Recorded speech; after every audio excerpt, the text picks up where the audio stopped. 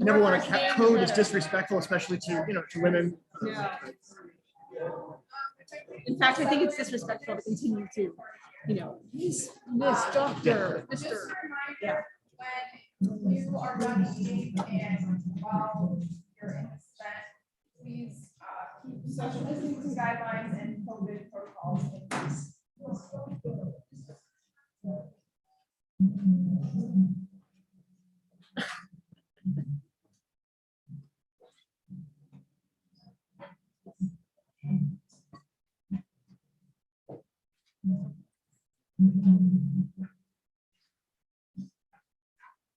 So good afternoon. I'd like to welcome everyone to our event today, the Second Amendment at the Supreme Court for the third time in the charm.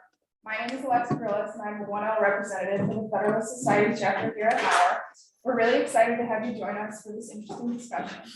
The Federalist Society is a group of conservatives and libertarians interested in the current state of the legal order. It is founded on the principles that the state exists to preserve freedom, that the separation of powers is central to our Constitution, and it is the duty of the judiciary to say what the law is, not what it should be. The society seeks to promote an awareness of these timeless principles and to further their application to its lively debates and discussions. It is my privilege to introduce our distinguished guest this afternoon. Clark Neely is the Vice President for Criminal Justice at the Cato Institute. His areas of interest include constitutional law, overcriminalization, civil forfeiture, police accountability, and gun rights. Neely is the author of Terms of Engagement: How Our Courts Should Enforce the Constitution's Promise of Limited Government. Before joining Cato in 2017, Neely was a senior attorney and constitutional litigator at the Institute for Justice and director of the Institute Center for Judicial Engagement. He is also an adjunct professor at the University of Texas Law School, where he teaches constitutional litigation and public interest law. Neely served as co-counsel in District of Columbia v. Heller, the historic case in which the Supreme Court held for the first time that the Second Amendment protects the individual right to own a gun for self-defense. He began his legal career as a law clerk to Judge Royce Lambert on the U.S. District Court of the District of Columbia. After that, he spent 4 years in the trial department of the Dallas-based firm Thompson & Knight. Neely received his undergraduate and law degrees from the University of Texas, where he was chief articles editor of the Texas Law Review. Professor Jody Madeira joined the Indiana Law Faculty in 2007.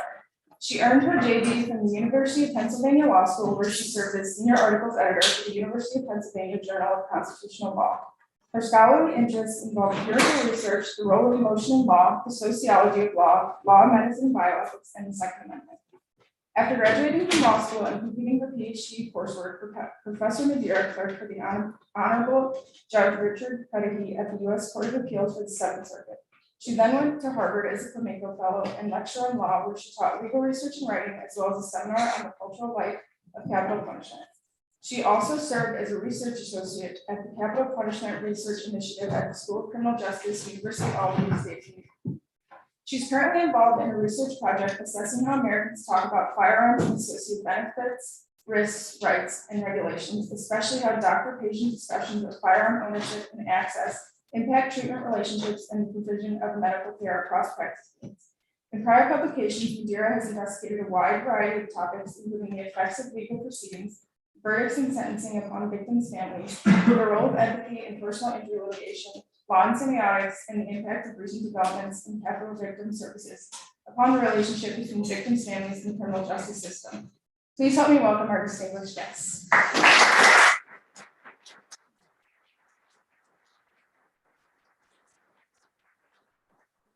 Thanks so much. It's great to be here. Jody, thanks for, I'm sure we'll have a very interesting conversation. We were talking before we got started that always my favorite part of these events is hearing your questions. So we'll definitely leave plenty of time for that. I don't want to presume to know what's on your mind. I'd rather hear what's on your mind. I'll start off in a way that someone probably unorthodox, as one of the lawyers that actually came up with the idea to do the Heller case, helped litigate it to the Supreme Court. I did not argue the case, but I was the backup that day. I was sitting next to Alan Guru, who did argue it. So I had to be ready to argue it, but I didn't get a chance to argue it. If you've ever wondered whether the backup quarterback wishes that the first string quarterback gets food poisoning on the day of the Super Bowl, he does. Yeah. But anyway, so the first thing I want to say is that it's almost impossible to come up with a right that the Supreme Court cares less about than the Second Amendment. If I had to rummage around in the Bill of Rights, I'd get right down to the Eighth Amendment. Yeah, I think you'd have to go all the way down to the cruel and unusual provision of the Eighth Amendment to find something that the Supreme Court cares less about than the Second Amendment. So if you're, don't like the Second Amendment or you're big into gun regulations or whatever, my first message to you is one of encouragement. The Supreme Court absolutely doesn't care about this right, has no intention of providing any meaningful protection for it, and almost certainly as an institution that cares at least as much about how it's perceived as it does about actual constitutional law, I think will make significant efforts to stay out of gun stuff. And so I'll explain in a moment why I think they took what is now called the Bruin case out of New York, but I don't think it was because they have any interest whatsoever in protecting the Second Amendment. That's not going to happen. And I think for the foreseeable future, gun policy will be made in legislatures just as it has been throughout all of our history. And every once in a while, you might see the courts come in to sort of trim off something like a complete prohibition. California, for example, has a ridiculous law where they actually have a list of pistols that you're allowed to own, which is nearly identical to the list of pistols you're not allowed to own. It's completely arbitrary. You might see the courts get involved in something like that, but they're not going to provide any meaningful protection for gun rights, provided one thing doesn't change. I'm going to leave you in suspense about what that is.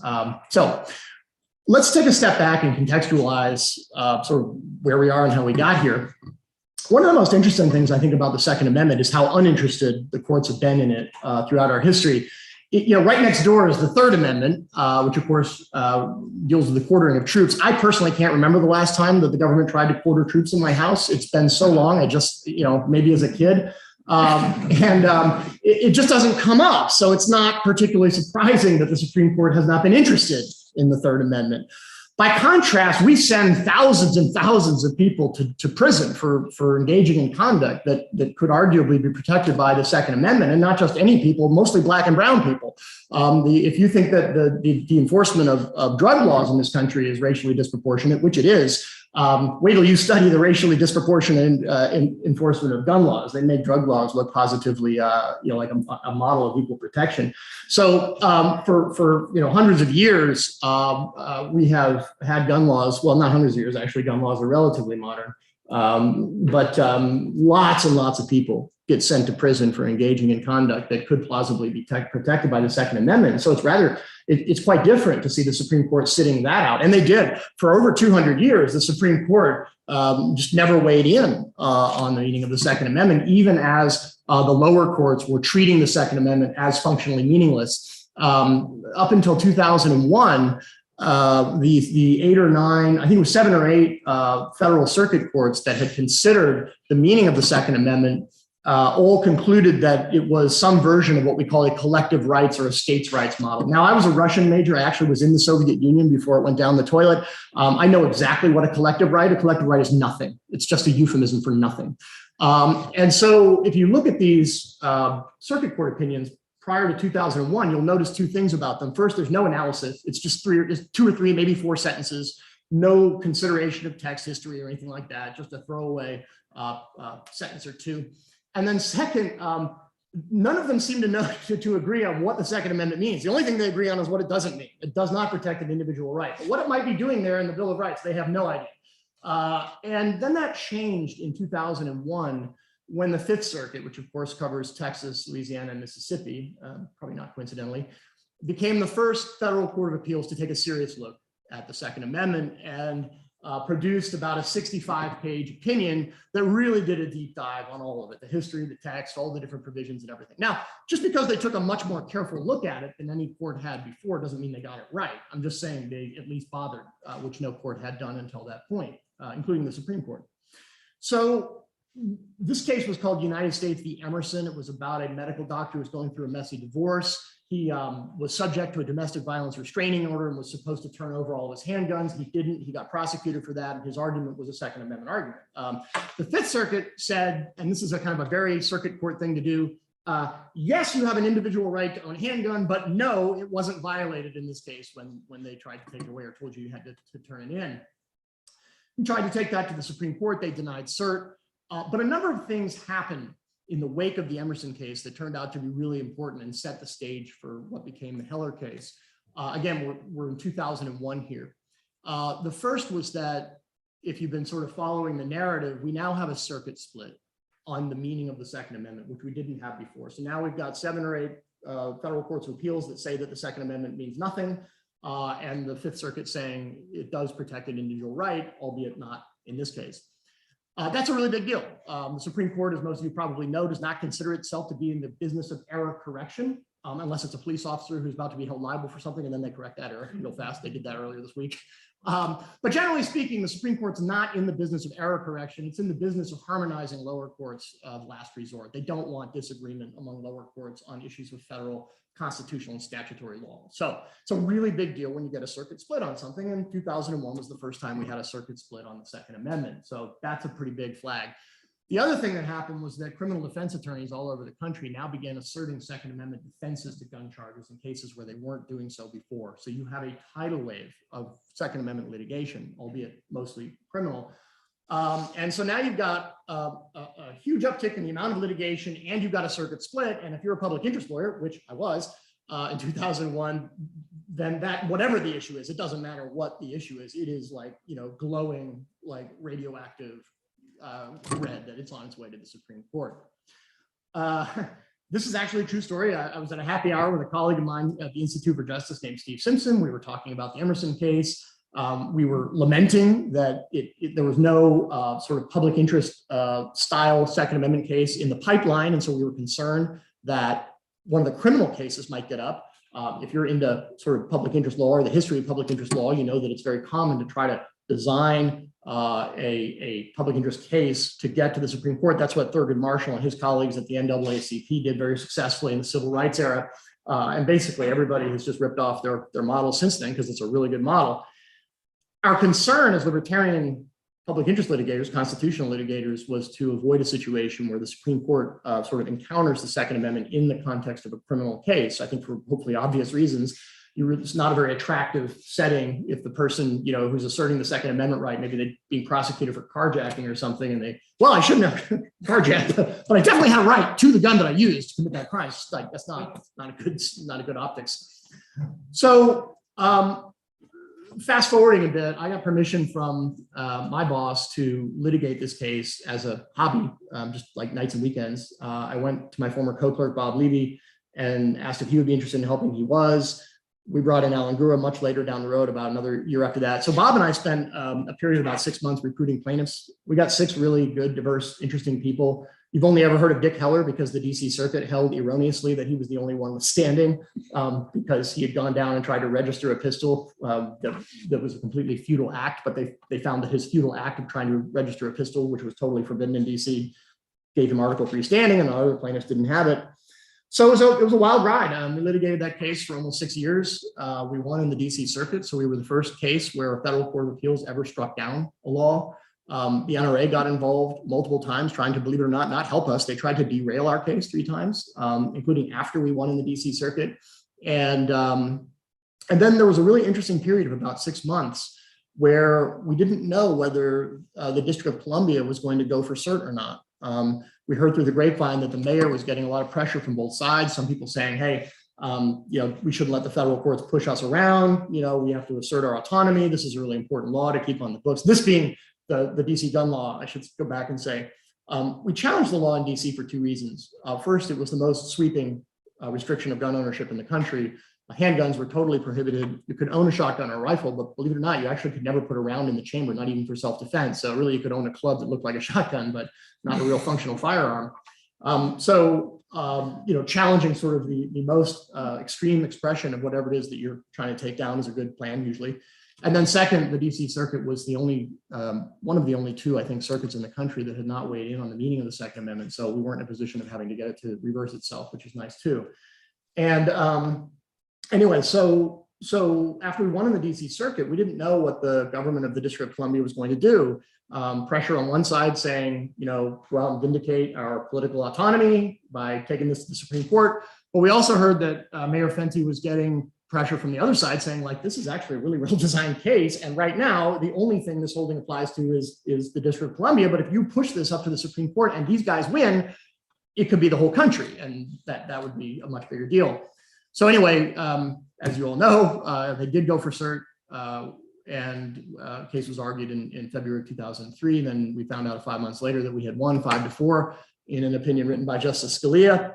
I won't dwell too much on the opinions. We could get into that in the Q&A if you're interested. I think that ship has sailed a long time ago. I don't think the Supreme Court is ever going to go back and revisit the meaning of the Second Amendment. If they want to limit it, which they do, they'll employ a more Breyer-esque approach, which is essentially just to apply a balancing test to every case and then just have, every law that you don't like just pass the balancing test or fail or whatever, just upholding whatever it is they like and they're striking down very little is what I think they will do. But they're not going to go back and re-examine the historical or textual meaning of the Second Amendment. I think that ship has sailed. So where are we now? The 2 years after the Heller case, so Heller was 2008. In 2010, the Supreme Court handed down its only other decision in the modern era on the Second Amendment. Really, its only second meaningful decision on the Second Amendment. And it was pretty much a no-brainer follow-up. District of Columbia is a federal enclave, so the Bill of Rights applies directly to the District of Columbia. That was another reason it was good to be there. We didn't have to get into incorporation, but it left that question on the table. The question of whether the right to own a gun applies against state and local governments. My co-counsel, Alan Gura, brought a case to answer that question out of Chicago, and the answer was yes. That was the case called McDonald versus City of Chicago. There's really no doubt that that was going to happen because you have the same personnel on the court, and the rationale was pretty straightforward. What was really interesting is what happened after that, which was nothing, or at least in the Supreme Court. There's been plenty of lower court litigation. Actually, some very interesting and important circuit splits have emerged, but the Supreme Court has steadfastly, as I suggested, let's go further than that and say asserted at the beginning of this presentation that the Supreme Court does not want to be involved in this area, and they have not been involved in this area, allowing many circuit splits to go unanswered and just sort of sitting there doing nothing. Up until last year. And last year they did something really interesting, I think quite telling. They essentially looked out over the land and found the most insignificant gun law in the country, which happened to be in New York City. It was a municipal ordinance that restricted people's ability to move a handgun from their premises. In fact, in New York City, when you get a license to own a handgun, which is separate from a license to carry one, when you have a license to own a handgun in New York City, it's called a premises license. And that it's issued as to a particular gun, and it can never be moved from the premises where it's registered except for two reasons. One is to take it target shooting within New York City. And the second, with prior permission, you may take it to a gunsmith for repair, nothing else. So, some folks challenged that law.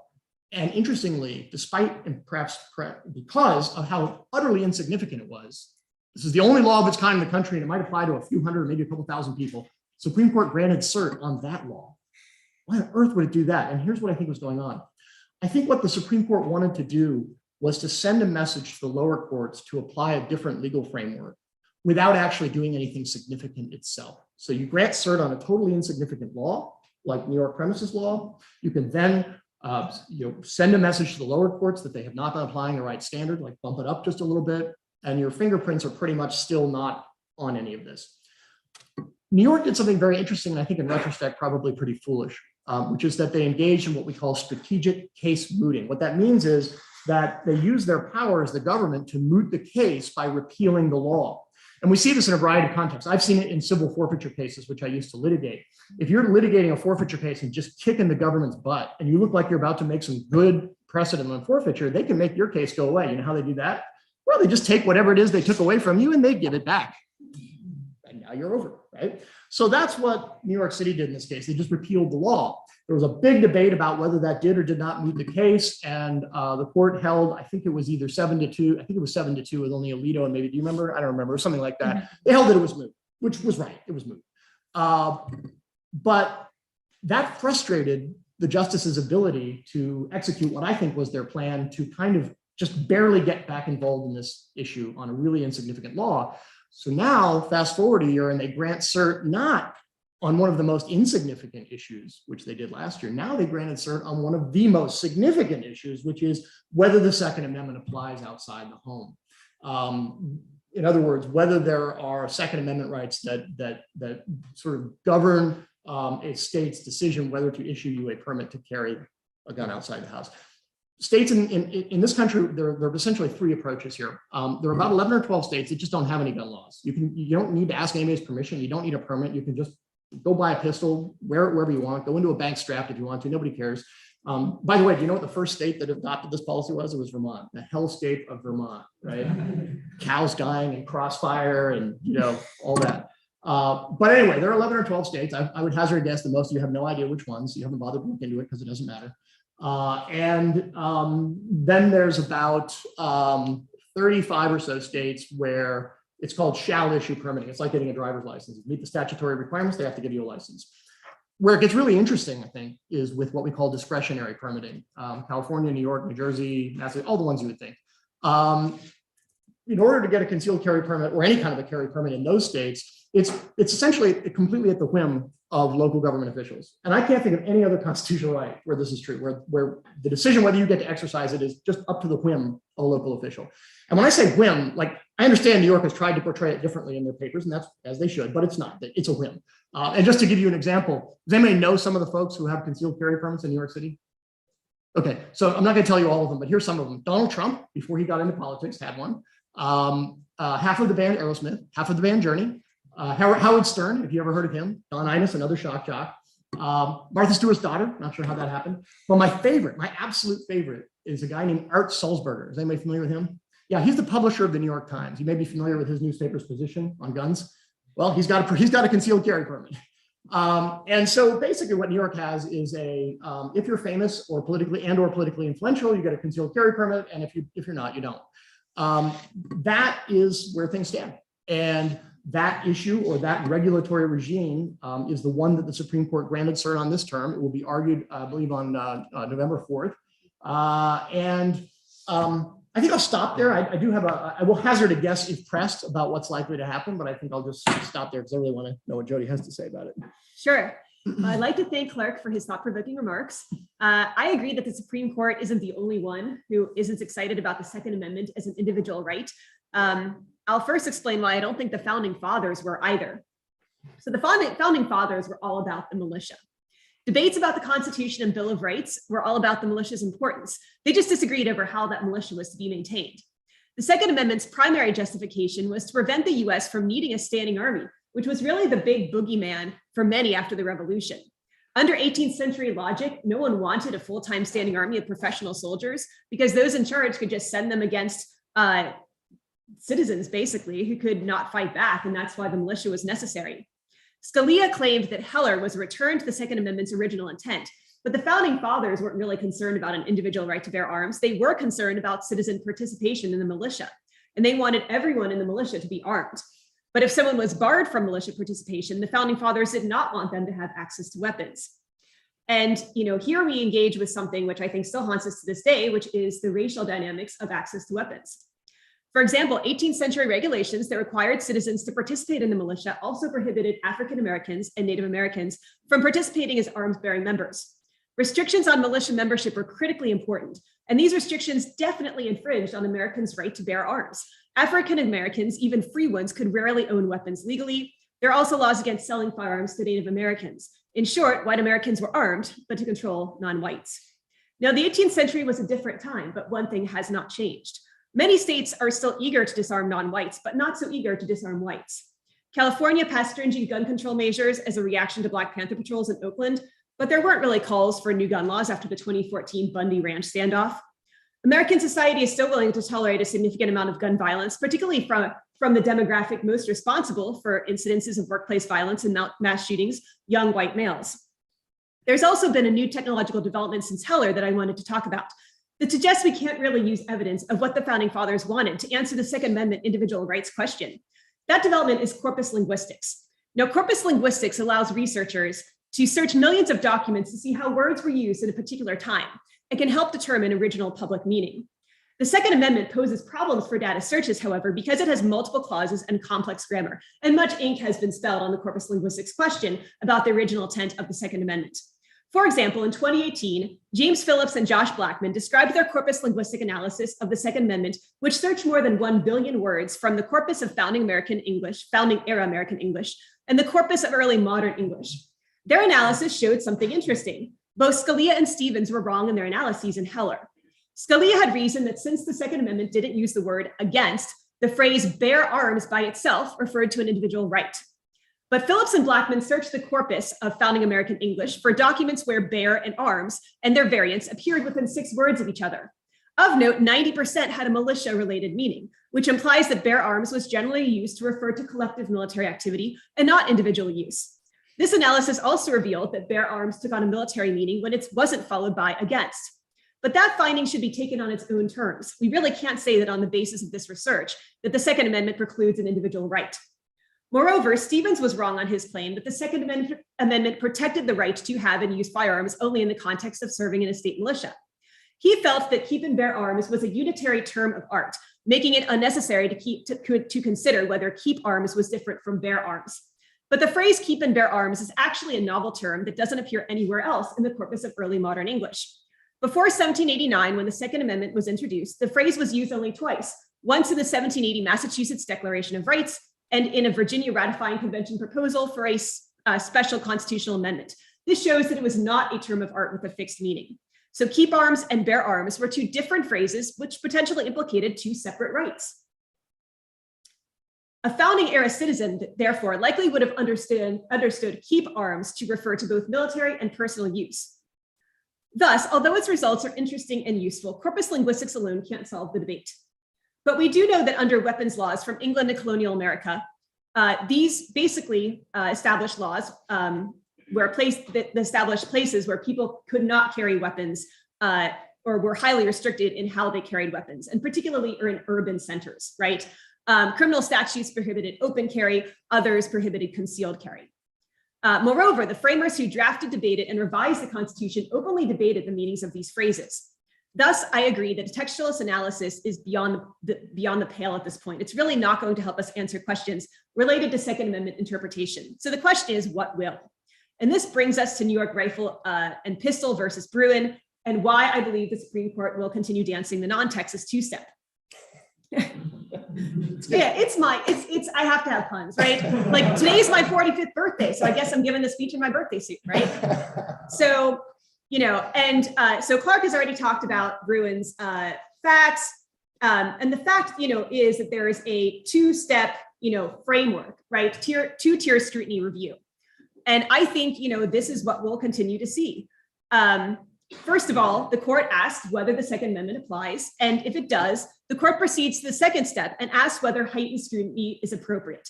And you basically get one of 2 types of application. In some cases, the courts really do hold the government, the government's feet to the fire, and they require a rigorous analysis. Just saying public safety is not enough, right? And in the other kinds of cases, they just defer to public safety as a rationale. And so this 2-step framework, I believe, is viable so long as courts continue to require government to provide sufficient evidence to justify that important government objective of public safety, right? Some particularized safety concerns. The tiers of scrutiny review is also consistent with how courts approach analogous rights. For example, in the First Amendment context, covered speech is modulated on both content and speaker identity. We see how it works in the Second Amendment. The Second Amendment does not protect all weapons, and it does allow some regulation of the core right, to bear firearms in the home. Heller itself has voiced support for the tiered scrutiny approach. After all, the Heller majority dismissed Breyer's proposed interest balancing approach because it didn't involve traditionally expressed levels of scrutiny. Historical analysis can be very subjective. We can guarantee an answer just by framing the question at a very high level of specificity. And so I believe, these types of means and tests really force courts to limit their choices and clarify their reasoning, which is important because these precedents, are cases that every court in the land looks to for guidance. And I also believe that courts lack the institutional competence to measure rights solely on the basis of history, text, and tradition. So sorry, textualists. So I will go out on a limb with Bruin. I don't think it's very difficult to guess what will happen. I think the Supreme Court will likely invalidate the New York law, but will not issue much guidance to lower courts beyond that, to give them more room to decide matters, right? In other words, more room for precedents to rise to the Supreme Court that won't be taken.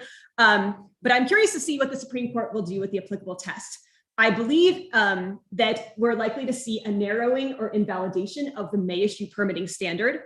And I do think that this kicks it back down to the lower courts, this primary role of adjudicating the Second Amendment. Now, and this is the area in which I will conclude my remarks. So I believe that lower courts will be asked to rule with increasing frequency because there's certain novel legal trends that are bubbling up to the state level. And as state legislatures remain active, these courts will not be able to dodge their responsibility. So one of these trends is the Second Amendment sanctuary. On July 4th, 2021, a news source reported that 61% of US counties, 1,930 of them, had enacted Second Amendment sanctuary legislation. What are Second Amendment sanctuaries? They're declarations, normally at the county level, that state gun safety laws don't apply in these jurisdictions. They're popular in states like New Mexico, where 30 out of 33 county sheriffs have approved, in Washington, where 24 out of 39 sheriffs have approved, in Nevada, where darn near all 17 sheriffs have approved, and in Utah, where all sheriffs have approved, as well as Indiana and other states. The language has been co-opted from immigration reform and its concept of sanctuary cities, and they began to get really popular in 2013 after the Sandy Hook shooting, when sheriffs, often rural sheriffs, said that they wouldn't enforce new gun restrictions, according to the constitutional sheriff movement. And they held that the position should give them the authority to determine the constitutionality of state and local laws. Well, good luck with that. These techniques have been used before. After marriage equality was passed, there were local attempts at nullification of same-sex marriages. Who remembers Kim Davis in Kentucky, for example? And Second Amendment sanctuary efforts are often organized by gun rights organizations like the NRA. The NRA has ghostwritten pro-gun rights op-eds for rural New Mexico sheriffs to submit to newspapers, and the Iowa Firearms Coalition worked with the NRA to draft sample language for Second Amendment sanctuaries.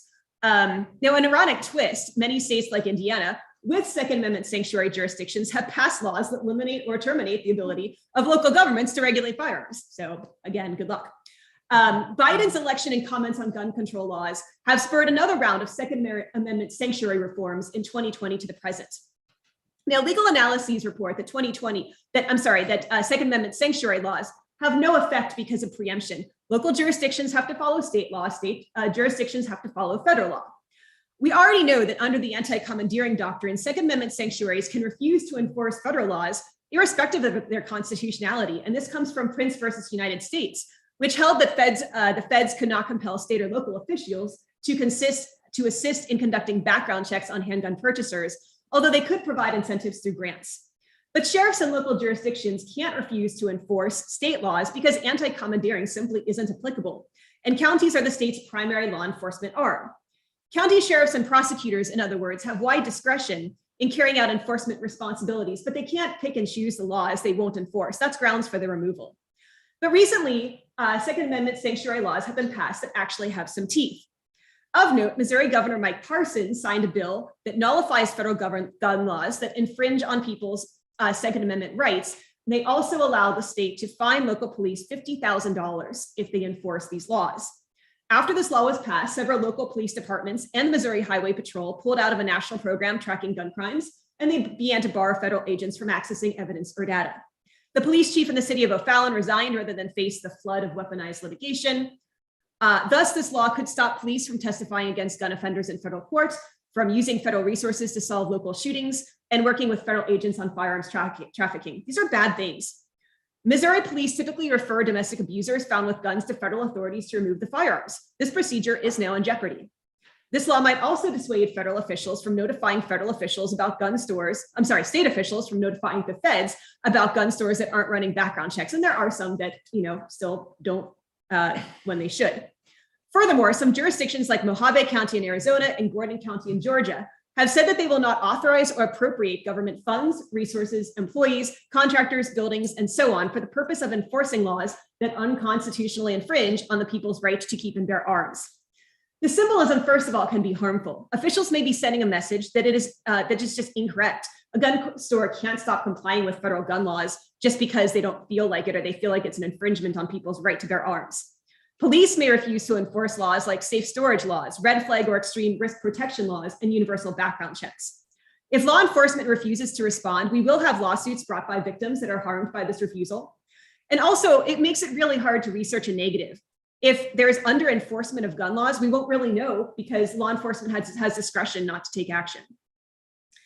Second Amendment sanctuaries are being tested in the courts. There are attempts to challenge this Missouri law, and Columbia County in Oregon filed suit under an unusual Oregon law provision against Second Amendment sanctuaries in the state that allows a judge to examine a measure before it goes into effect. Another novel legal development is a firearm ownership as a privacy right. So here the question is, to what degree is firearm licensing or ownership a matter of privacy? Several advocacy groups and laws are pursuing this idea, attempting to instill the idea that firearm ownership is a protected status that is being stigmatized. This goes hand in hand with the idea that the Second Amendment is a so-called second-class right. Under Indiana Code 342886, for example, Indiana employers cannot ask employees about whether they own, possess, use, or transport a firearm or ammunition unless the disclosure concerns fulfilling employment duties. A violation carries attorney's fees and punitive damages. There's no exception for an emergency such as a workplace mental health episode. You have to call the police, which again, if you're a gun rights advocate, you don't want people calling the police because the idea is, it takes several minutes for them to respond. But yet there's no self-help remedies here that are constitutional. Some laws of this variety have been found unconstitutional. Florida's FOPA, or Firearm Owners Protection Act, for example, banned doctors in the state from asking patients about firearms and from entering this information into medical records unless they believed it was medically necessary. Now, in a case called Wohlschlager, that was ruled unconstitutional under First Amendment by the 11th Circuit. Moreover, and finally, the culture of firearm advocacy is changing with COVID. We now see the rise of so-called freedom group alliances, and I believe this will change the types of plaintiffs we see in state court. One example is the Door Brothers. The Door Brothers are a family-run network of pro-gun and anti-abortion Facebook groups. They're behind 5 of the largest Facebook groups that protested shelter-in-place restrictions and amassed more than 200,000 members. Their usual method is to attack established conservative groups from the right, including the NRA, and to make money by selling membership in their groups or selling the mailing lists of those who sign up. They've also started nonprofit organizations in 12 states that have raised millions of dollars and basically made enemies of local Republicans and Second Amendment activists. Patriot groups are also seeking new allies around the concept of medical freedom while downplaying a focus on guns in an attempt to gain new allies. And so those are my remarks, and I welcome a response and questions.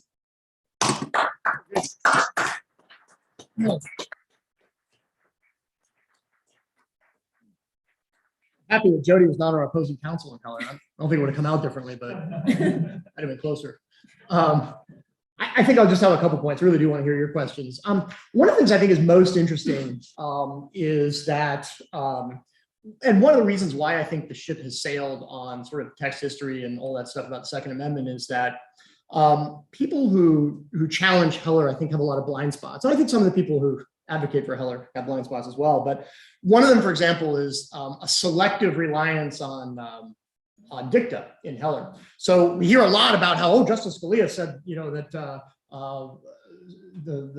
we don't cast any doubt on longstanding prohibitions like felons in possession and things like that. And then they completely ignore the fact that there's a sentence in Heller about carrying outside the home. And it's like, no, we like that dicta. Not that dirty, disgusting dicta. We like this dicta over here. It doesn't work.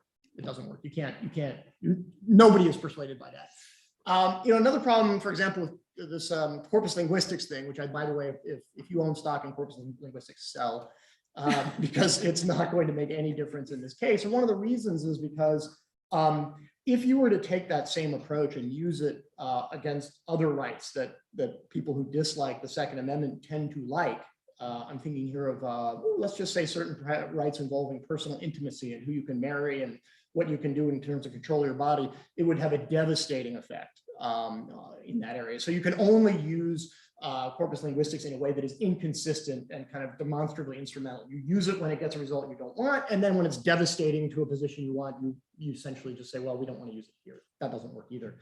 And I think at the end of the day, the last point I guess I would make is this, and this is going to be a little bit cynical, so forgive me. I don't know if anybody ever saw, there was a great show by these magicians, Penn and Teller, called Bullcrap, but it wasn't crap.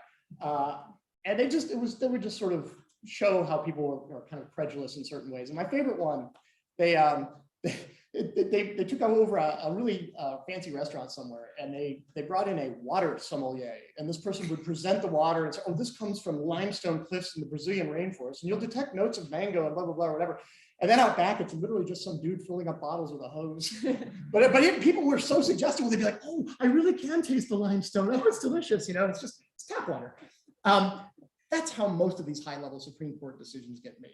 There's no water sommelier. They're not trying to figure out what the history really says or what the text really means. They already know what they're going to do. It's not reasoning that you're reading in these opinions. It's reverse engineering. And if that sounds cynical, I'm sorry, but it's just the way it is. And it's not just the Second Amendment. It's abortion. It's same-sex marriage. It's all of this. they have a position on these issues. Not always. Sometimes they are actually trying to, sort of do the legal reasoning. But with the really big ticket stuff, I think more often than not, they know how they're going to come out. And almost everything that you read on the page is reverse engineering, not analysis.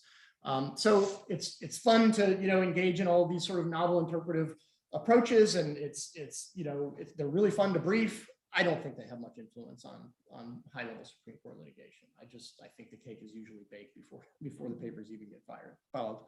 Oh my God, we agree on that too. Imagine that. Anyway, but that was fantastic. Thank you so much, and I think we're both really looking forward to your questions.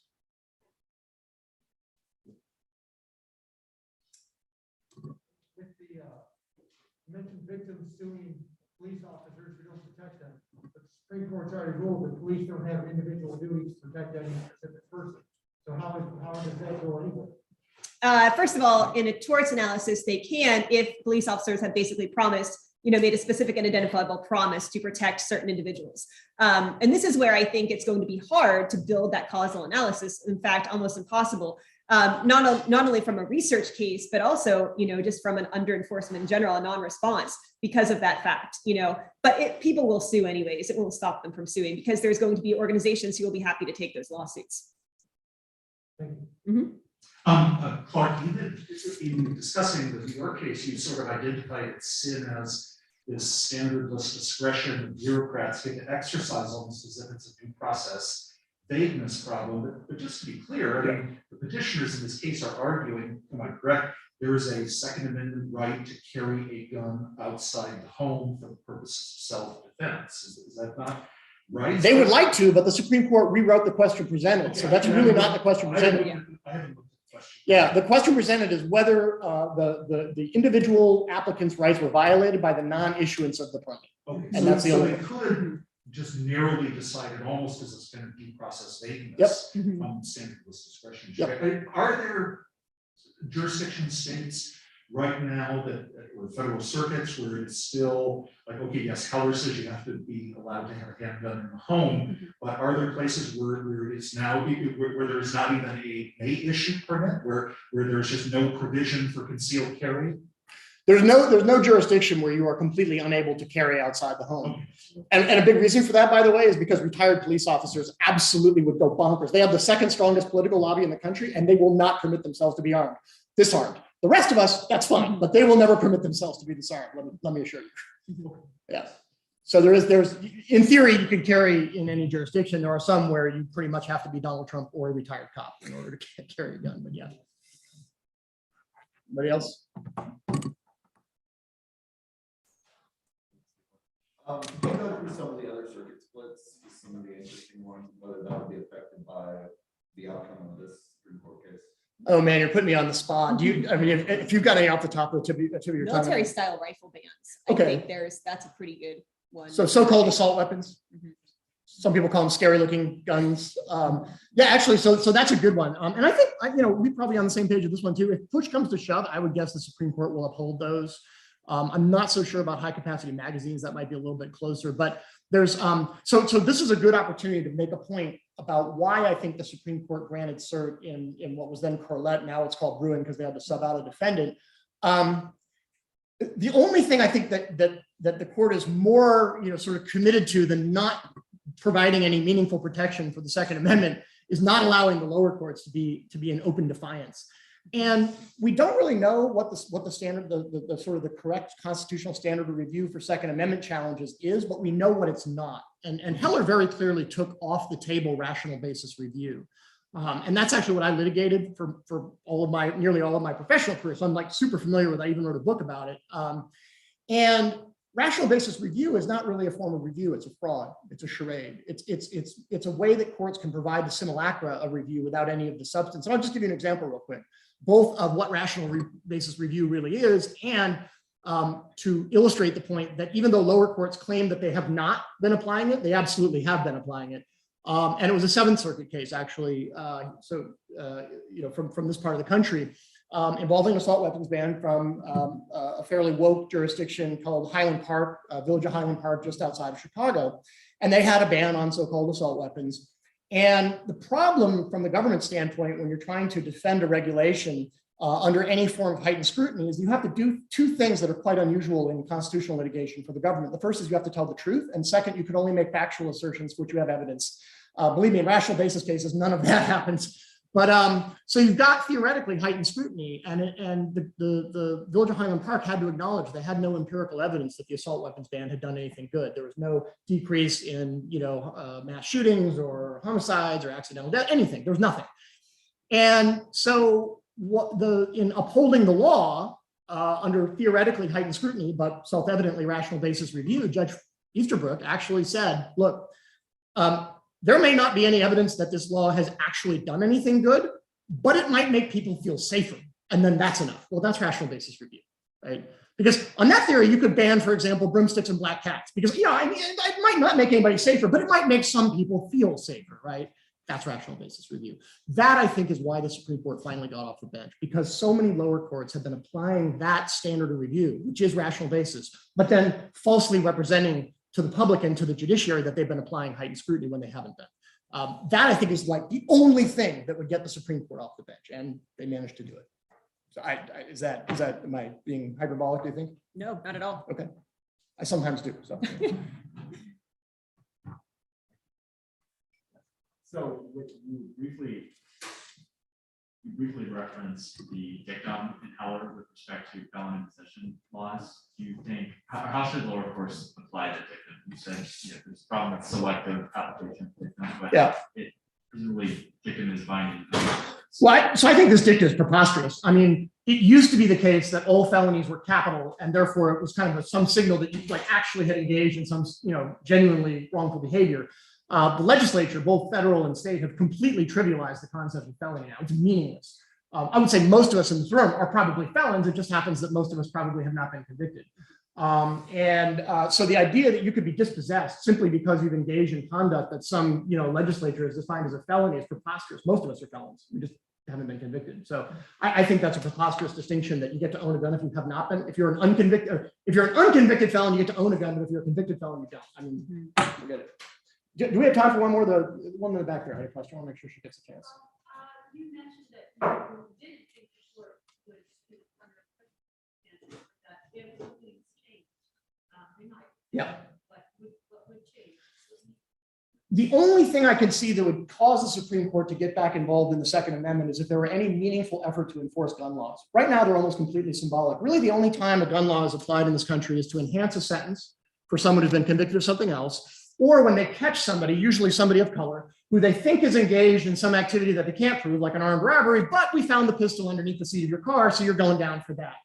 When it comes to things like massive disobedience to things like assault weapon ban, which everybody knows is rampant. The state of New Jersey, for example, has the oldest and most sweeping assault weapon ban in the country, and the state itself estimates compliance to be between 2 and 3%. So right now that you're not seeing gun stings where they're trying to go and stake out the VFW so they can get the guy who's got two assault weapons in his closet or whatever.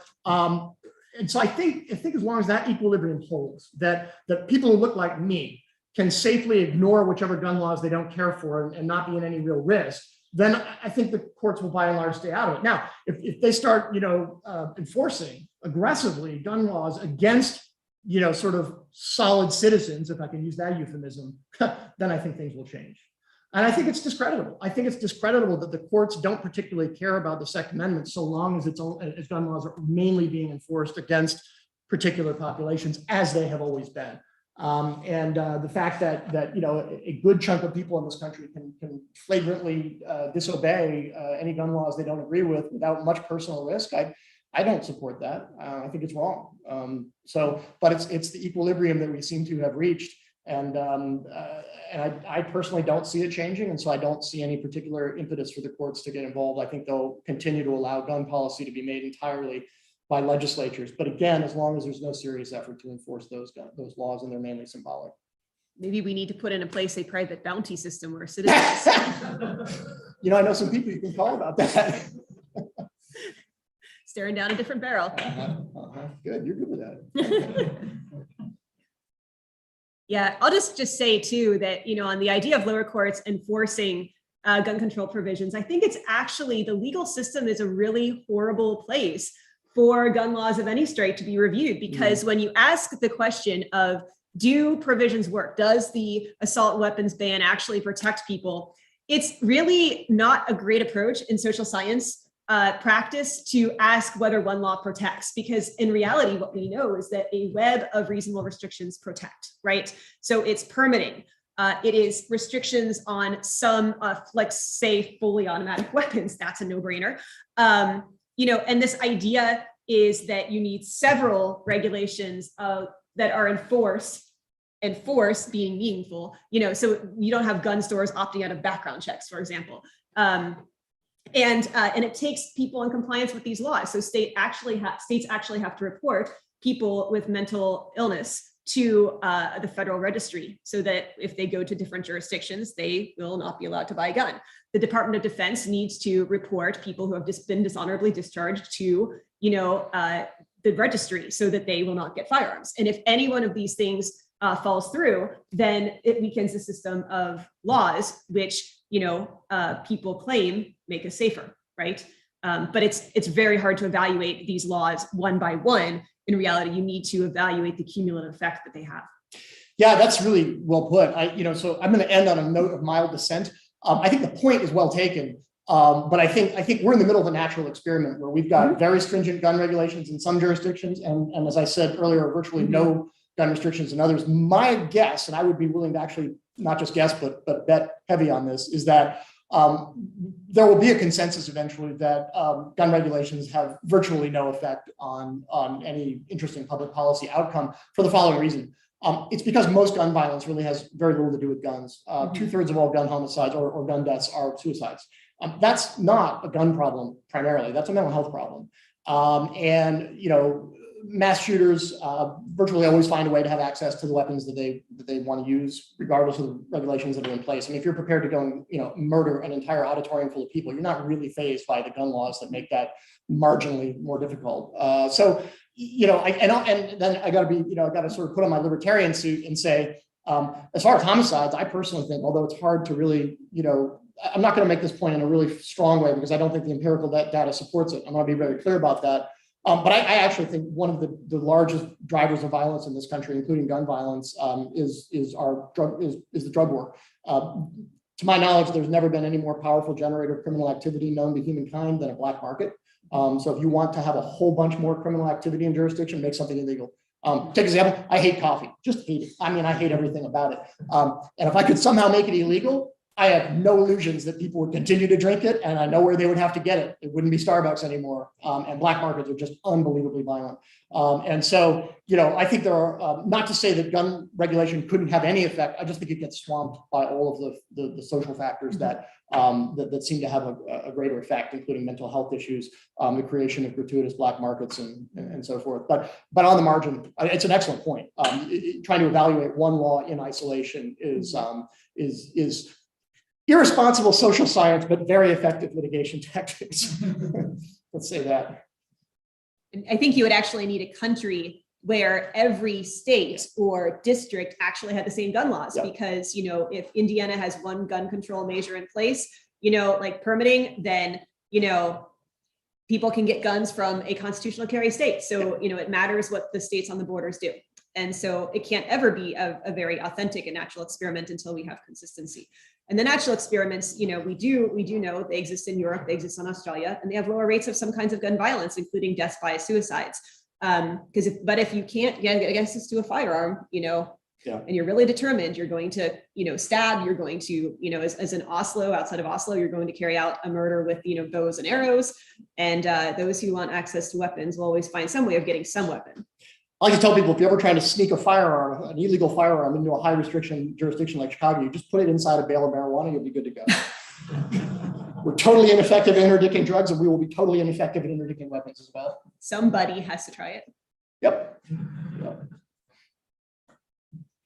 Wonderful. Do we have any other questions? You mentioned right at the beginning, at the end of your first set of remarks, that you had a prediction that we looked on spot.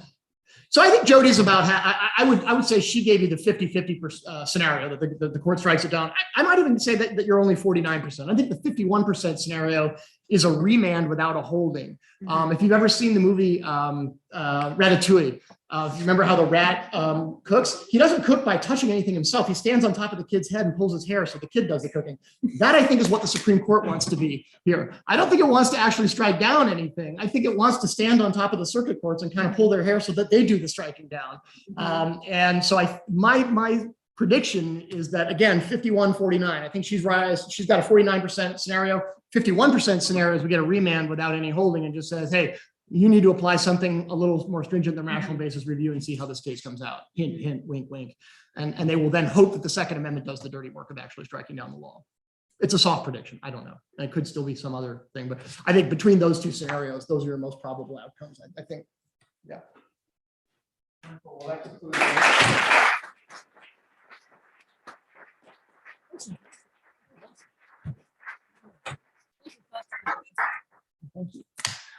They go along with the tea drinking.